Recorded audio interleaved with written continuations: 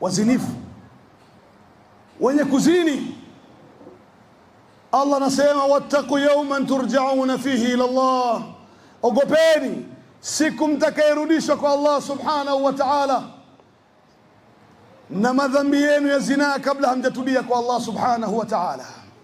Mkawavua watoto wa kike nguo zao kwa sababu ya shida zao, kwa sababu ya udhalili wao, mkawatumia katika zina. Maanake leo mtoto wa kike hawezi kusalimika kupata kazi mpaka ajaribiwe katika tendo la zina. Wewe una mali, kazi yako kudhalilisha watoto wa kike.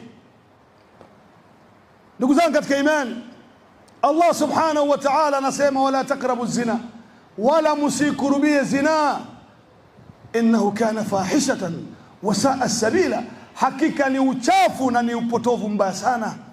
Ndugu zangu, nawapatia maneno mawili ya hadithi mbili katika hili. Moja ni hadithi na moja ni athar. Mtume sallallahu alaihi wasallam alipokuwa amekwenda katika Lailatul Isra wal Miraj, au katika riwaya nyingine alikuwa katika usingizi, akaijiwa na malaika wawili, wakamchukua safari ndefu, wakapita wakakutana na matukio mengi tu.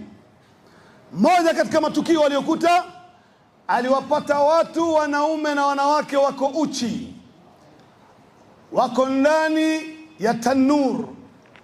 Nikisema tanuri labda niwaeleze oven zile za kizamani, chimbwa shimo, moto unawekwa, mikate inapikwa, au ni mofa au ineo. Hiyo tanuri hiyo ndani ni pana, kwenye mdomo wake ni dhayiq.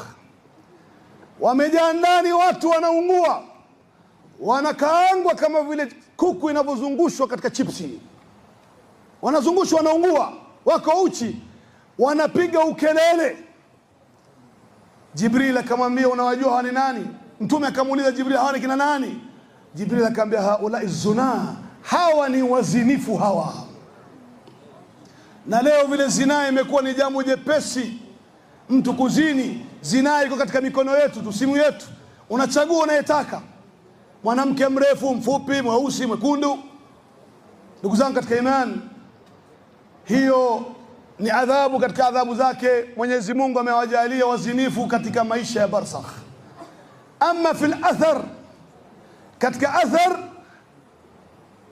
mzinifu mwanamke na mzinifu mwanamme muislamu, ama acha wale makufar, laisa dhambu baada shirk, hao wazinifu wa kike na wa kiume watakapokuwa ndani ya kaburi watapata adhabu nusu ya ummat Muhammad. Adhabu yake anapata mzinifu ndani ya kaburi.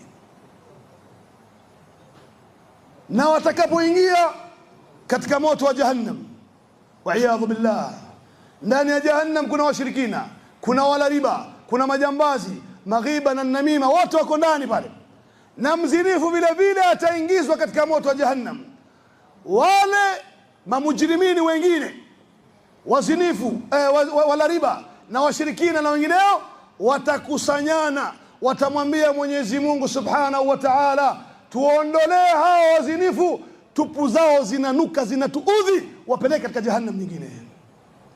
Jamani, ndugu zangu katika imani, starehe ya masekunde, ladha ya madakika, adhabu yake ni nusu ya ummatu Muhammad. Uyatasawar adhab na utasawar faida na ladha ya kitendo hichi, ujijazie mwenyewe.